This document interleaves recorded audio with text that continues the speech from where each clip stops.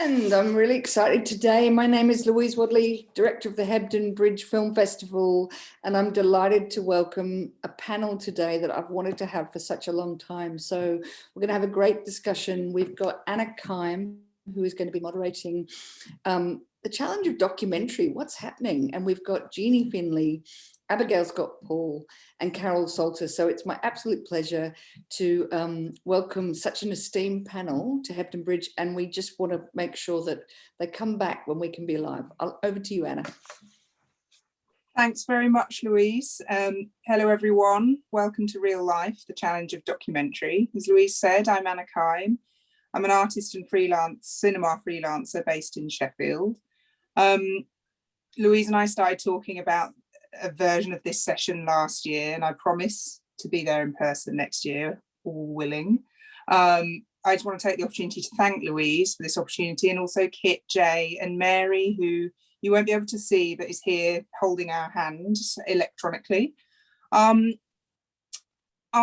just also wanted to give a very quick shout out to Claire Shaw's wonderful poem, The Picture House, so beautifully performed by Maxine Peake.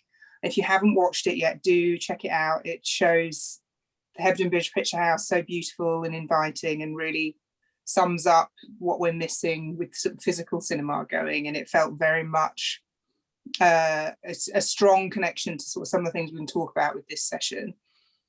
I'm going to be keeping an eye on the chat, so please do ask us questions at any point or make your own contributions, and I'll try and share all of those.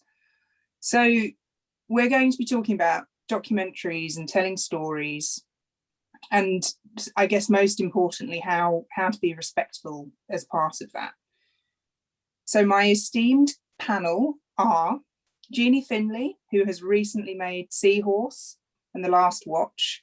One of my favourite things that I've heard Jeanie say is that she's interested in shy people and telling small stories quietly, and that her camera can be a loud hailer, which I think is a very good description of her approach and how she really finds amazing characters to talk about in her films.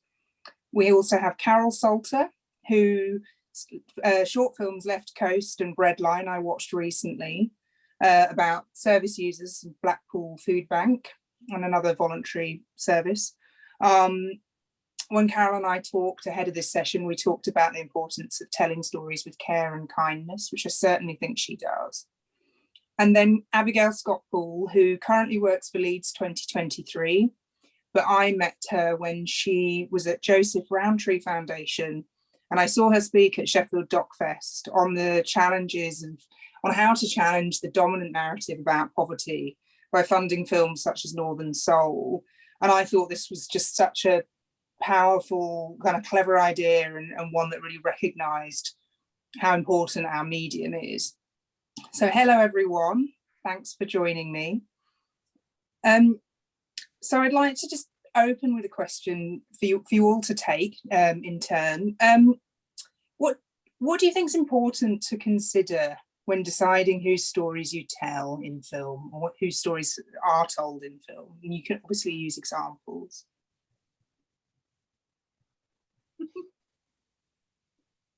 Jeanie.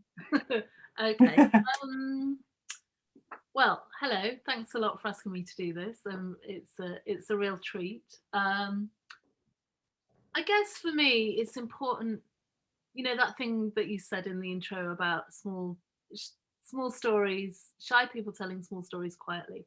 I'm interested in hearing from people that I don't necessarily hear from day to day. No one wants to watch a film where all the characters are like that bloke in the pub who tells you the story he's rehearsed 50 times. And I'm interested in telling stories that may never have been heard before, or people that you wouldn't necessarily think of as big characters. I think that what I realised quite soon, you know, I'm an artist who sort of fell into filmmaking. I started filming because the stories people told me when I was photographing them were the work. And I decided to just start filming them, and I sort of taught myself and, you know, owe a debt to the independent film making community in Nottingham, but it seemed important to me to hear other stories. When I made films like Sound It Out in Stockton-on-Tees, where I grew up, I made that film, you know, it tells the story of the very last record shop in Teesside. And I visit some of the people that come in the shop and we go back to their homes. Two of the lads in that film live on the same estate that Channel 4 made Benefit Street at. But I made a film which was full of hope, and it met the people in my film where they were. They do maquina rapping. Now, maquina means machine in Portuguese, and it's a form of dance music that only survives in Teesside and in Spain. And I really didn't like the sound of it, but I loved how it made the guys in my film feel. And I thought that there was a beautiful poetry to that. And so I gave them space to be themselves and tell their story about how DJing had got them off the streets, and it was an outlet. That felt really important to me. And when the film came out, I was overwhelmed with this idea of sort of radical kindness, radical empathy in the filmmaking, which to me just seemed like, surely that's how you should make films. You should make films with, you know, I guard people's stories like a tigress, looking after them, because I know how, I don't know, how powerful it is when stories go into the world, and I don't want the people who've told those stories to be eaten up by the machine of that. You know, my job as a filmmaker is to remain soft in this tough old world and to tell stories with tenderness. Lovely. Carol, what do you think? Just need to unmute yourself, Carol. Yes, again, hello everyone, and thank you for inviting me to this kind of really important topic. Very similar to Jeanie, really, is that, again, I want to tell, quiet stories that hopefully speak louder about our situation. So usually it's the small everyday things that I'm interested in, but underneath that, there is some kind of political or social injustice behind that, but it's not the immediate thing you see. So, you know, sometimes it can be just a theme I'm interested in, like, for example, you know, before I wanted to make a film about kindness that was linked to poverty, but it was kindness was actually the driving kind of narrative, and then through that show actually people struggling, and because of that I want to show humanity and care and tenderness, really. And for me it's really important to like the people I film, and I want them, you know, because I think that's kind of important, because I want to show the things that I think people don't always see. So yeah, so it's kind of echoes from Jeanie's sort of comments. Yeah. And I suppose I think if I think about Left Coast and Breadline, and you can correct me, but my sense is that that's perhaps why you focus on what it feels to me like sort of one of the main volunteers at the food bank, and it's really kind of him that you sort of follow through the film. And he's just so kind. I don't know, do you want to add anything? Yeah, no, I mean, it's usually when I go into a space where I'm interested in the kind of what's going on, whether it was Almost Heaven as well, is you're very aware that everything's so delicate and you've got such a responsibility, and how do you portray something, because and so usually you find a way in, you know, usually it's a person or a process or something, where you put your lens and where you focus it. And I was thinking, oh, I should film all these service users, you know, why are they using this food bank and everything, and then it just felt not right to put the camera there. So I used David as my kind of lens, and through him you sort of hopefully absorb the kind of situation. And and he was very happy for me to film him. I didn't feel that he said, I have nothing to hide, you know, and I kept saying, is there anything you don't want me to film? He said, no, don't worry, you know. And so he was quite an open book, and I think that kind of agreement really worked, because then I felt also, with all the films I make, you need, they kind of edit the kind of content for you in a way, because through them, because you trust them, they allow you to kind of get into that world and be immersed.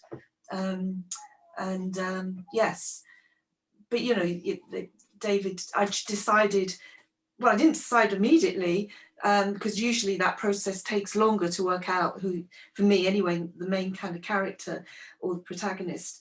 But you know, after a while, I realised he was the best person to tell the story. Fantastic. Certainly breadline, yes. Yeah. I'll come to you, Abigail, but I'll just add my next question actually, because they're very, the way you've answered them so far, they're very closely related. So as well as kind of what to consider when deciding whose stories to tell, the next thing I was going to ask is, you know, what are the responsibilities that come with making documentaries, do you think? Yeah. Oh my God. So yeah, thanks for having me. And just so people know, I'm not a documentary maker. So my background is kind of working in social change and campaigning for change. But I have worked a lot with documentary makers to try and tell the human story behind some of the issues, you know, some of the social issues that are facing us as a country, and tell those stories in a way that will be heard by more people. And I think in terms of kind of whose story needs telling, well, I think there are a lot of hidden stories and a lot of people who feel that their voices are not heard. And I think it's kind of down to kind of funders and commissioners to really look hard about how they can help unlock those stories and bring them, I guess, more into the mainstream so that more people understand what is going on in communities up and down the country. And I think locality really matters.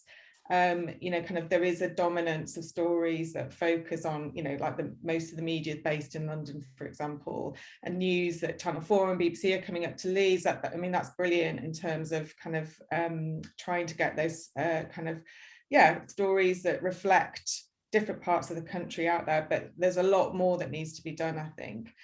And I think in terms of responsibility, the work that I've done working alongside people and communities trapped in poverty has shown me is that kind of there's because of shows, as Jeanie mentioned, such as Benefit Street, they've left a really long lasting impact on communities in terms of their kind of fear of the media, I would say. And it requires time and building trust in those communities for people to be able to kind of feel, I guess, safe to be able to talk about the issues, because we're talking about things that are really personal to people's lives and trauma and kind of a lot, you know, a lot of it people carry a lot of shame, and I'm talking particularly about people trapped in poverty in this country. And that's why documentary makers like Darren McGarvey, I don't know if anyone's seen his kind of documentary that he did on poverty in Scotland, why you see a much richer discussion actually between subject and filmmaker than you might ordinarily see on the telly, because he's had that experience himself of being kind of growing up poor and some of the kind of other issues that have affected his life. And so there's a kind of rapport there. And I think kind of when we've worked with documentary makers and kind of a film we did called Fighting Shame about a group of women in Leeds, we worked with True Vision, I think they're called Canada TV now, and Anna Hall in Leeds.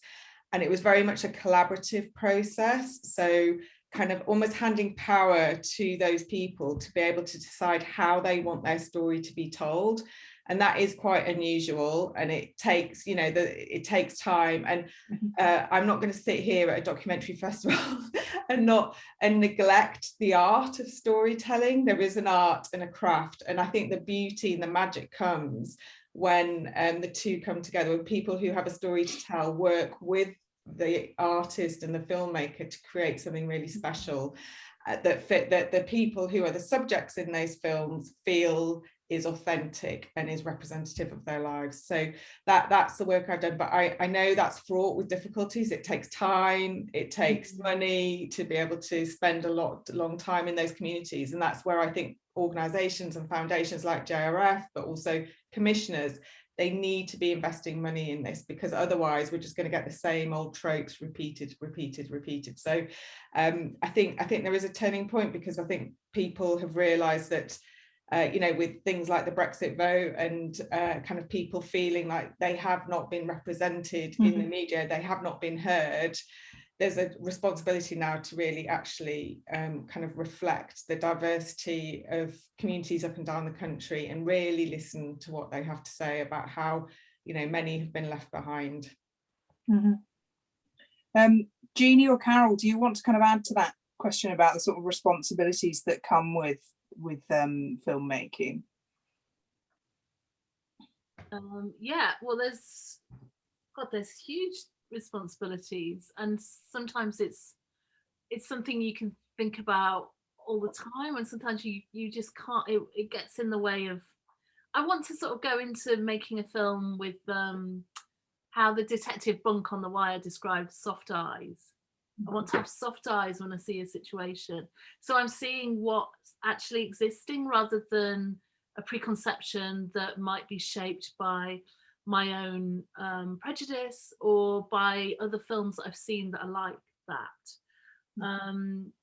When I was, some have more responsibility than others. When I worked with Freddie McConnell to tell his story about becoming a father, getting pregnant and having a baby as a trans man, because of the lack of trans representation in films, or the films that had come before were very they're a pick and mix bag of tropes, treating transition like a magical makeover, giving films a sort of name which belies a sort of sensitivity to the subject.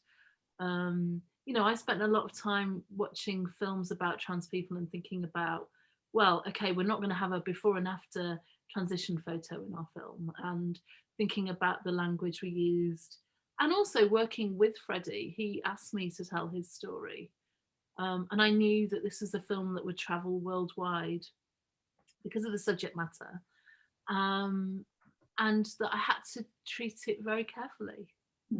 But even like working with Game of Thrones, I had to think really carefully about the fandom, because it's the largest fandom in the world, what that meant for me. Well, I sort of had to be aware of them, but also ignore them.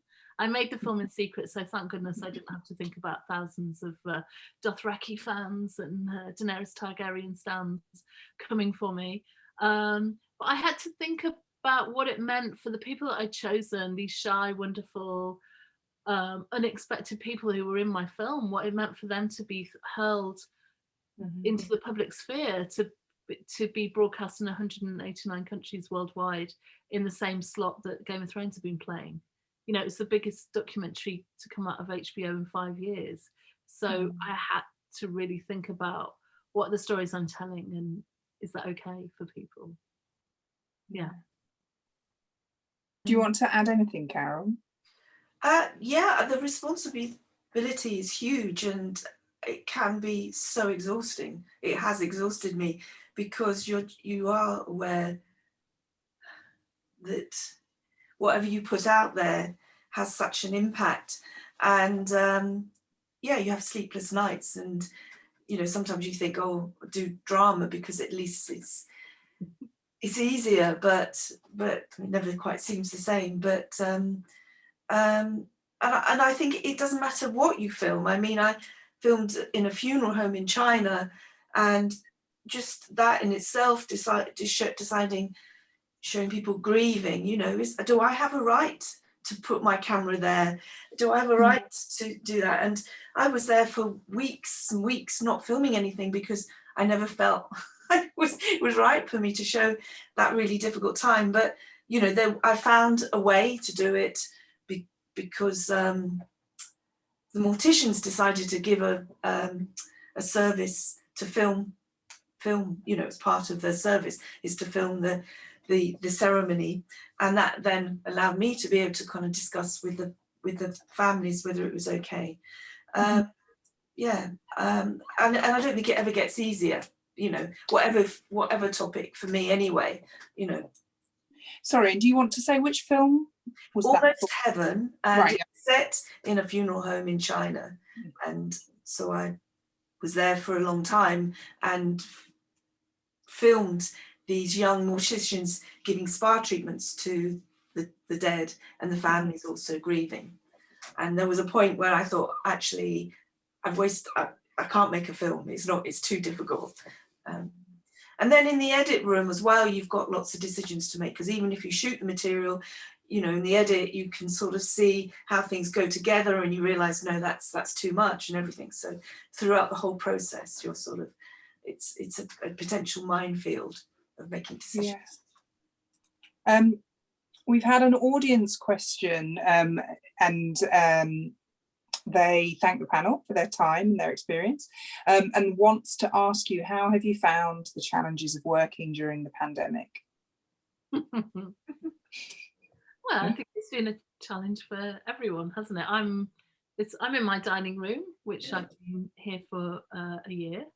I'm making a film at the moment for a streamer, and yeah, it's hard. Like, filmmaking's hard. It's really challenging. My editor's in London, and I hop on Zoom in the morning and till the very late every day. I'm observing, we're editing together. So some things it makes me feel like anything's possible. You know, I've had to stop one film. I was so confident I was going to be able to get back to America last year that I left a 4K camera in America. What I've ended up doing is teaching the woman that I'm making a film about how to film. So she's been filming for me, and it's become more collaborative. So, you know, you just got to make lemonade, haven't you? And also, I think it's okay to not do anything. There's massive pressure for people to have created 1,000 amazing projects, but I think, you know, as long as we're just sort of surviving and getting through this strange and terrible time, you know, I've got to know my neighbours better. I've grieved. I've lost people in my family. I got the vaccine on Friday, so I feel like a chink of light is coming. Abigail, we talked earlier in the week about the challenges for Leeds 2023, and I bet you're very glad it's 23, not 21. Yeah, obviously we've got colleagues working on Coventry's Year of Culture, which starts in May, and would not I think they've had a really, really tough time of it, and it's been amazing to see what work they do. It's still managing to pull off, but yeah, it is a challenge. And thinking about the filmmaking, I've been involved in sort of one of the last commissions I had at JRF was working with John Demokos at Guardian Film, and he contacted me on Friday because we wanted to do a kind of series that was a bit like Anywhere But Westminster series, and built on his first series, Made in Stoke. And kind of the result of this is coming out tomorrow, actually, and it's a film about life in Doncaster. And he's had to film it all kind of, you know, I think they started in January last year, so the majority of it in lockdown. And what he's pulled off, I was lucky enough to see the kind of edit that'll go out tomorrow, is incredible, actually, the way he's knitted it together. But I mean, I know he found it really, really hard, and he was working with people, and part of the project that we were commissioned him to do was to get him to sort of train up local like, you know, kind of people he wanted to tell their stories. So there was a kind of training element to it as well.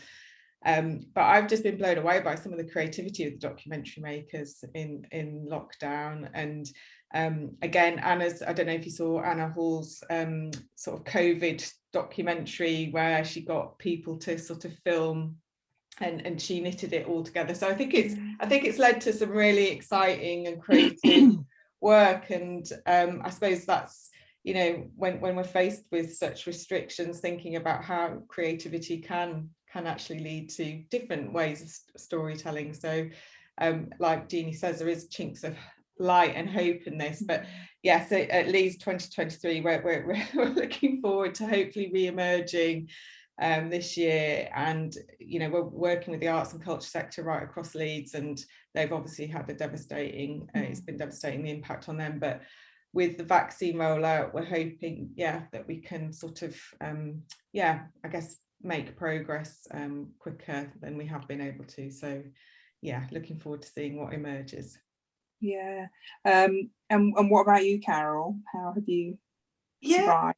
Well, I mean, 1 week before lockdown, I was diagnosed with an autoimmune condition, which meant that I had to shield, and suddenly I had to examine my health and vulnerability. So it's been a really interesting journey, and I needed a year out, and so it's been fine. I'm quite happy to just reflect, because I think I burnt myself out making my last two short films. I didn't realize I was actually a bit poorly. And how I make films is spend a long time with someone and be very intimate in that space. You know, I actually usually, you know, that close to somebody. So I have to, I mean, hopefully I can still do that. But I've done a lot of teaching with students, and it's quite exciting to see how they've been imaginative with form in the way they kind of have to tell stories, you know, much more personal stories, or using archive, or and I think that's something I might try embrace, because I usually go for the sort of more observational form, and I think I will change as a filmmaker. But also the world has changed so much. I don't know what story I want to tell yet, and I kind of wait for the dust to settle, because I think it's too soon to sort of kind of rush out there. And I think Jeanie's right, is that we don't have to always be busy making stuff, because actually you have to absorb and reflect. And most of my films come from an emotional point of view, whether I'm angry about something or I'm fearful about something, and that emotion usually propels me to get the camera, and then I find the story. And so yeah, I don't know how I feel about the world yet. Thank you for that. Yeah, no, please. We're in history, aren't we? We're living in history, so it's sort of too soon to reflect. I think for me, the project I'm working on at the moment is archive based, and part of the decision to accept that commission was that I wouldn't put anyone in danger right now. That I could make a film that meant that I didn't have to touch people. That felt quite like an important responsibility. I didn't want anyone to be put at risk because I want to make a film. You know, so I've been doing stuff. I took up carpentry last year, and I built a library for my community. So I'm a librarian of a free library. Wow. Abigail, you were going to add something. Yeah, so I think what the year has shown, and for people like me who have worked, you know, kind of in anti-poverty, you know, organisations, and have been campaigning for change, is that just the stark, you know, kind of how the inequalities that exist in society have been really laid bare now by this crisis. And I'm interested to see how that, because you know, you turn on the telly, you can't, you know, when I first started 10 years ago, you could barely get a news story about UK poverty on the telly. But after 10 years of austerity, now COVID, you know, you turn the telly on and it's food bank stories, there's a social media campaign, the Marcus Rashford campaign. No, it's a really live issue, and there's a lot, you know, at the root, there's some really serious, you know, kind of problems that need resolving. And I'm interested to see, how do you keep telling those stories in a way that will continue to be heard and will continue to put pressure on politicians to make the change, needed. And because I think it could be quite easy with the vaccine rollout being the success that it looks like, for things to maybe snap back to the way it was quite easily, and for those people who've sent, you know, kind of to be forgotten about. So, you know, kind of I think there is again a responsibility to kind of keep a weather eye on what is going to happen across this year with the vaccine rollout, and kind of what those inequalities around, you know, poverty, and you know, kind of what happens to homeless people, you know, once, you know, kind of once people have, you know, kind of are out and in pubs again and can go out again. But actually there are systemic problems that still need policy change, and kind of we've got a responsibility to keep moving forward, because in social change you have to keep moving forward, because it's quite easy for things to return or row back. And you know, you've got the campaign on universal credit, you know, the idea is, you know, oh yeah, we'll give families £20 extra just while this COVID crisis happens, but actually they need that whatever happens. And how do you maintain that spotlight on what is going on in order to get the change from required? Yeah, thank you. I'm afraid I don't have the name, but thank you to the audience member for that question, because it's brought in some really interesting answers. And I would agree with you, Abigail. And I think, yes, you've got that kind of continued need to kind of keep telling those stories, because there is a sense that, you know, I find that, you know, this kind of new normal or return to normal phrase is really problematic, because it kind of suggests that things were fine, and like you say, all of the kind of measures to support people are very time limited, and so yeah, that's absolutely key. I mean, I was just going to add that for me, I haven't had access to my artist studio for similar to what Jeanie was saying, because of sort of not wanting to put other people at risk, and so I have ended up doing a lot of writing because I'm able to do it from home. And you know, and I felt quite personally heartened by the fact that you do find other ways to remain creative, and that if that's important to you, it sort of just kind of comes out in another way. I'm sorry about my hand looming in, but it's how I have to access the chat to read the questions. So what do you think are some of the challenges that the industry faces with more of a focus of online streaming than cinema experience? Well, I suppose the thing about watching, if you make a film that with online, sometimes the kind of, you have to make films shorter and a bit quicker, and maybe you don't have time to immerse yourself in a story as long. If you're in a cinema, you're sort of locked in for an hour and a half. And I found myself not kind of really wanting to watch films that long. I don't know, maybe it's where I was. And I suppose it's having that ability to still be able to make longer films that can deal with more layers in the story.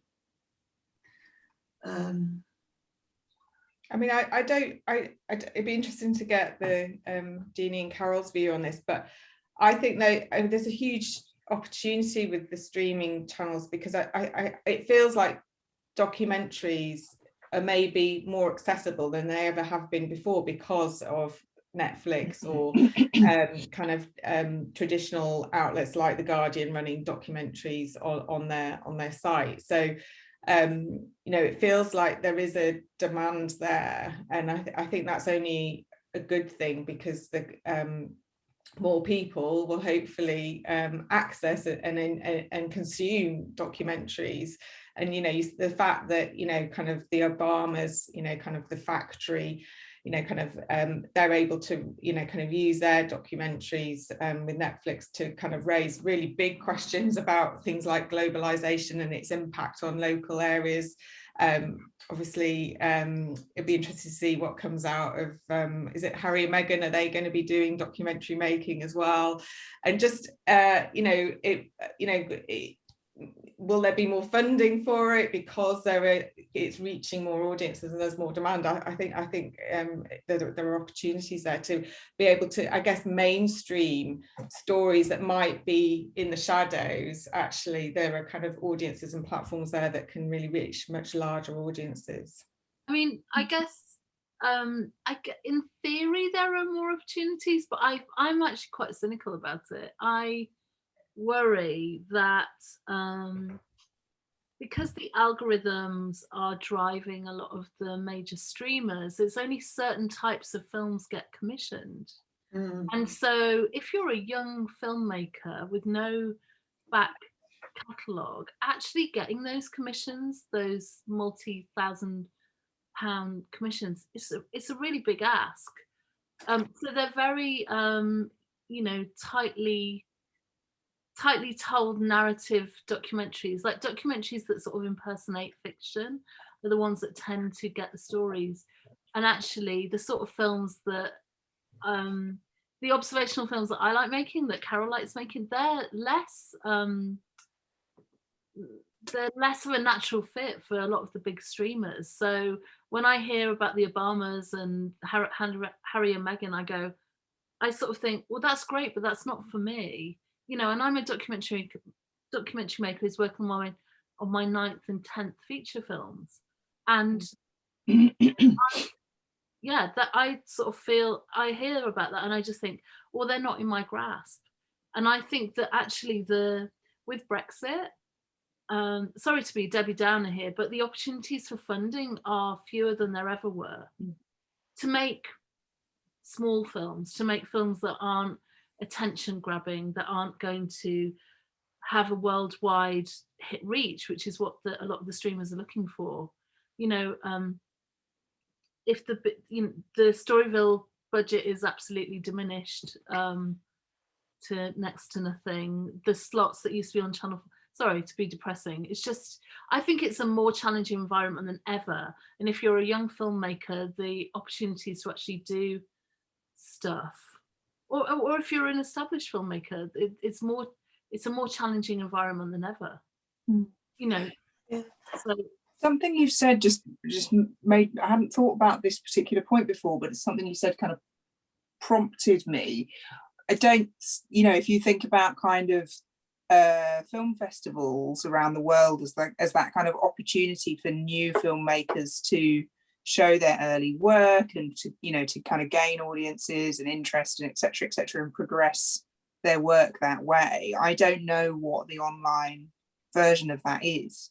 And also how the way that the press structure in this country works is, if like all of my films have been, pretty much all of them have been released in the cinema. It's partly because I'm based at Broadway Cinema in Nottingham.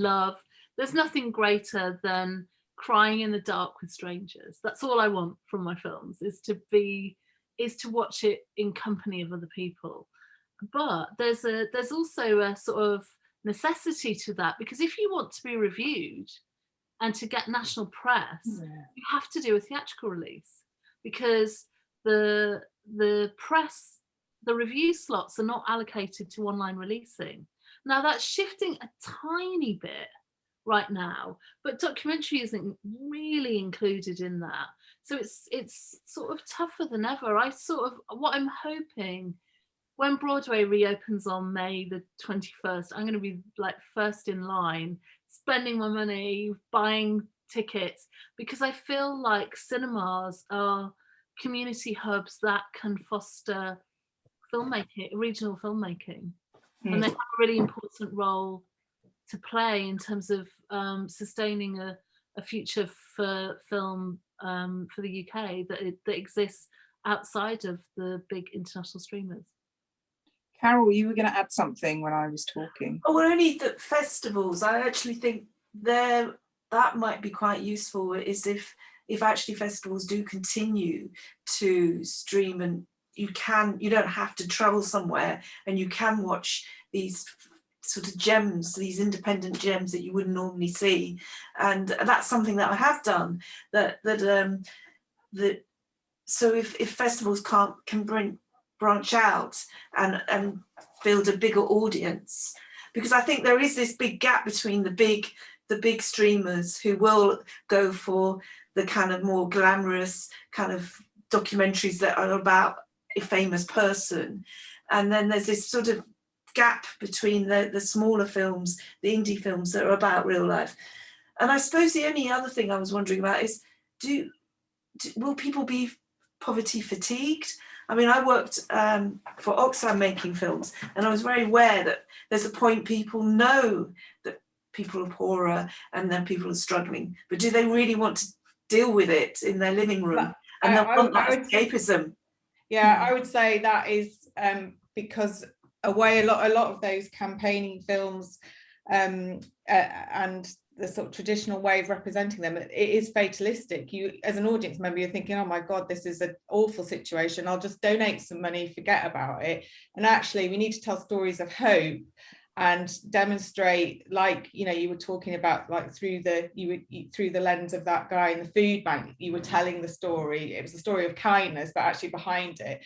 And that's where kind of we need filmmakers to help us tell those stories, so people don't don't feel like, God, this is so desperate and it's kind of too bleak, because we know through the research that we've done that narrative prevents people from seeing that change is possible. Definitely, and the role that I try as a filmmaker is to bring humour, warmth, optimism, and a realness. But often, and I've had this because I find my films difficult to get funded, is that the funders may go, oh, well, we don't want to deal with another food bank film because we've seen so much of it. Oh, you know, but you know, so what you have to dress it up in a slightly different thing, you know, or whatever the subject matter. And so there is also, maybe the funders will think that they'll want kind of films that are about more escapism at the moment. I think it's definitely worth saying, like, my experience of making Seahorse was that it was you know, one of the things we thought about was that sort of Roger Ebert, often cited Roger Ebert idea that films can be an empathy machine, and I definitely feel like with cinema audiences, but also with a broadcast and an online audience, we've definitely engaged people in Freddie's story and understanding what it was like for him as a trans guy, and I feel like his story needs telling more now than ever, really. It might be worth, I don't know if we've got time, but it might be worth watching the clip of that. Is that possible, Mary? Hi, I'll see it. I'll try. This is Mary in the background. I'll leave you with the questions for a moment and I'll come back in. Thank you, everybody. Thank you.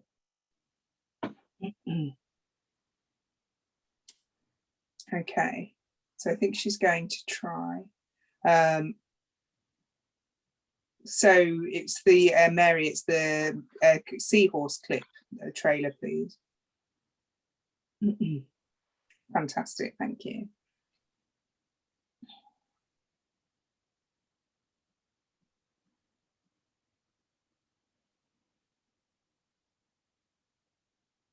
What I was going to say about clips actually is that we will make links available so that the audience can follow up and see, and you'll be able to see where you can watch some of the work that we've been talking about.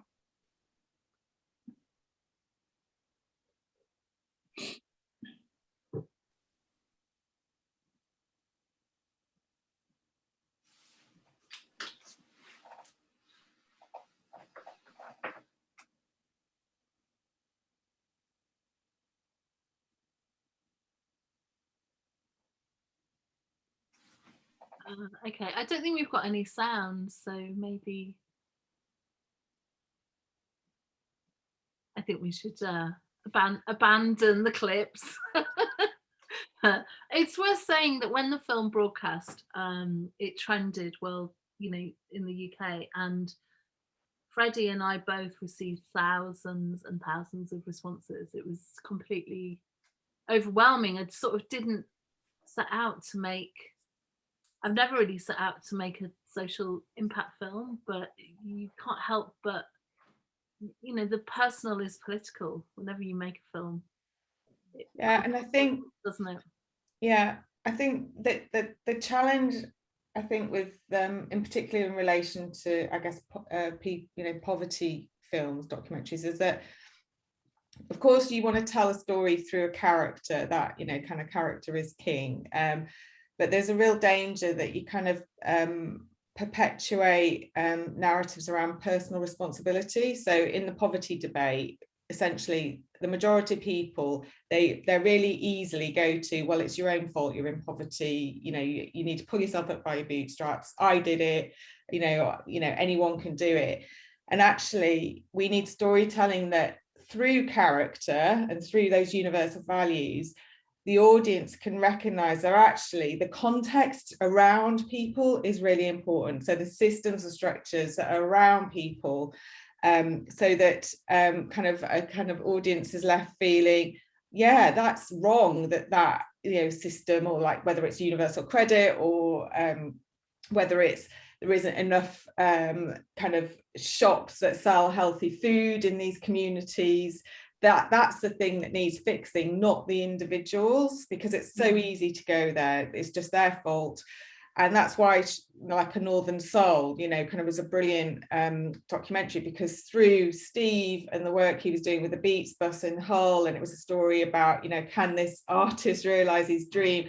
Actually, it was a story about low pay in the UK, and how there are, you know, kind of 5 million workers trapped in poverty because of low pay. They're working, so it's challenging that narrative that people in poverty are not working and they're on benefits.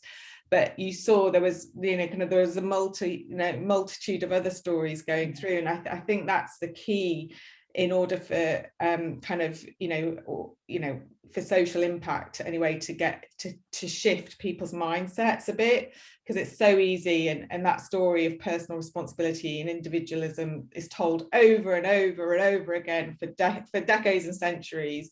And actually we need to tell more stories that can kind of drown that out and get people to open up their eyes and think, oh yeah, that's really unfair, like that's not right. And I think what COVID has done is, because so many people have had to, you know, kind of access universal credit, that they've realized how awful it is and complicated, and if you don't have digital access, then, you know, kind of, it's really hard to get those that money.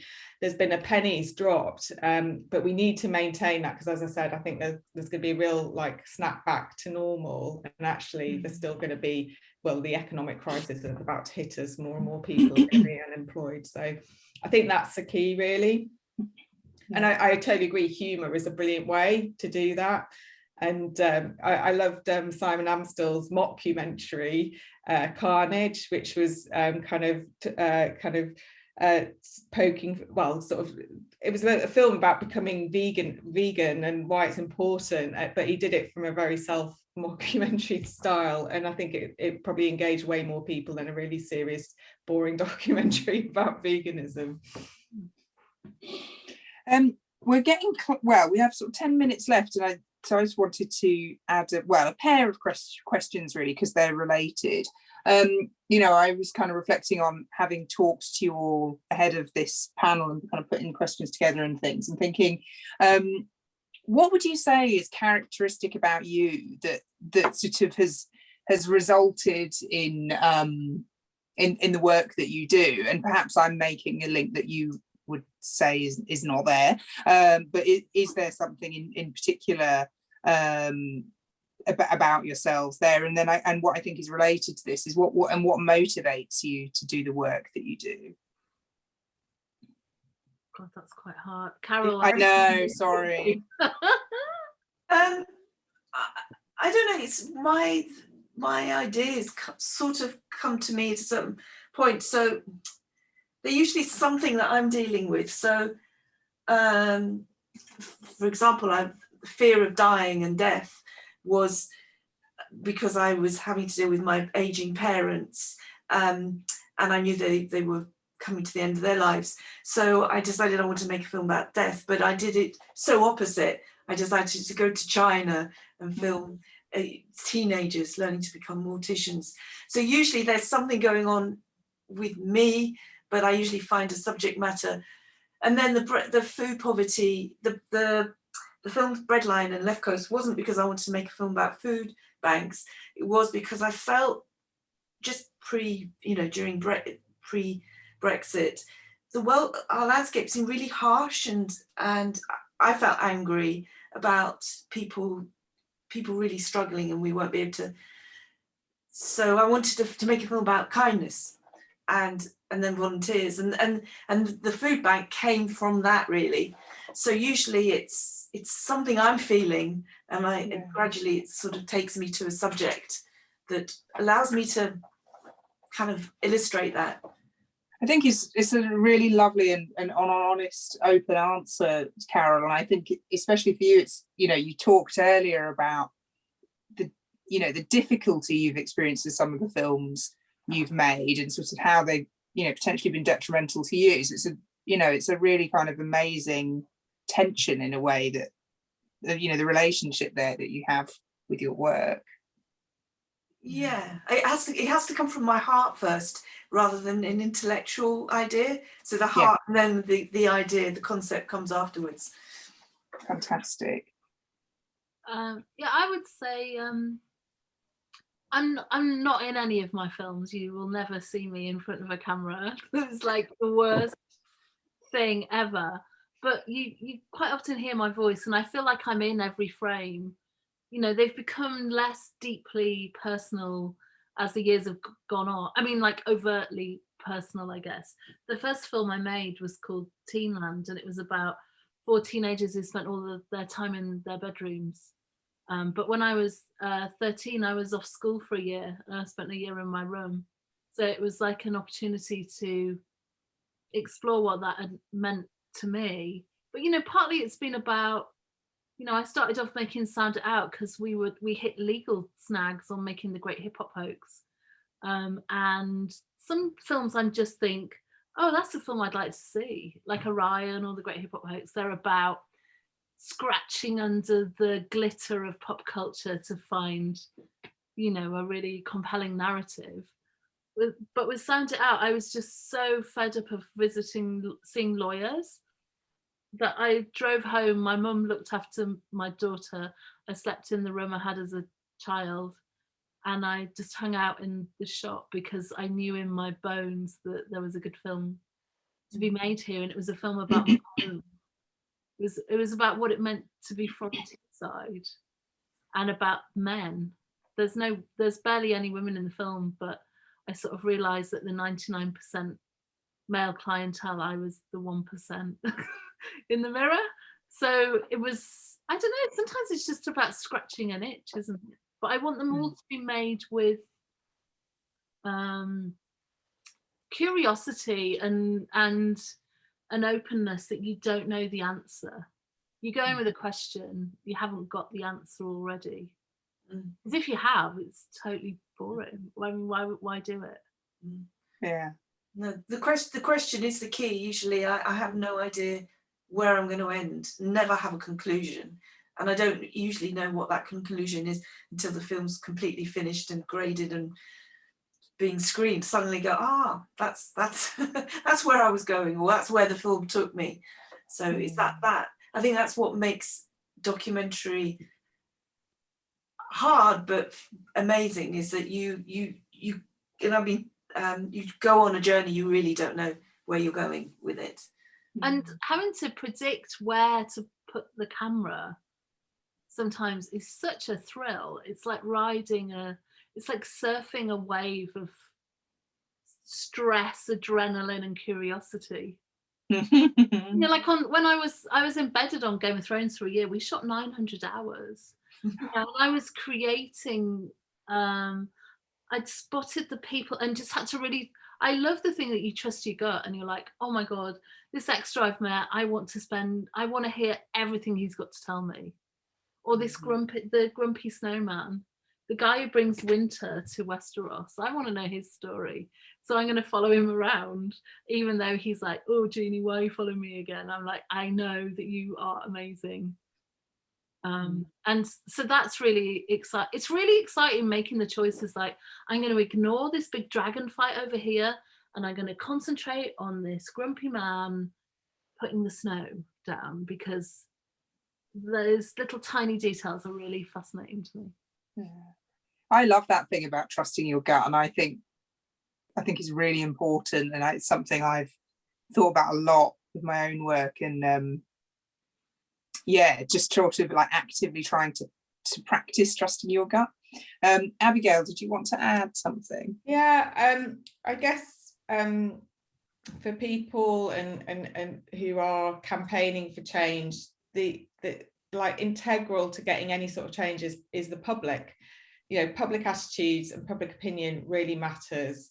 And I suppose that's where I'm coming, because I can see the impact that certain narratives have had on certain groups of people and continue to have, and also the impact on the person and people themselves, the danger of misrepresentation and of inauthentic stories being told about groups that just become these tropes that are continued over and over again.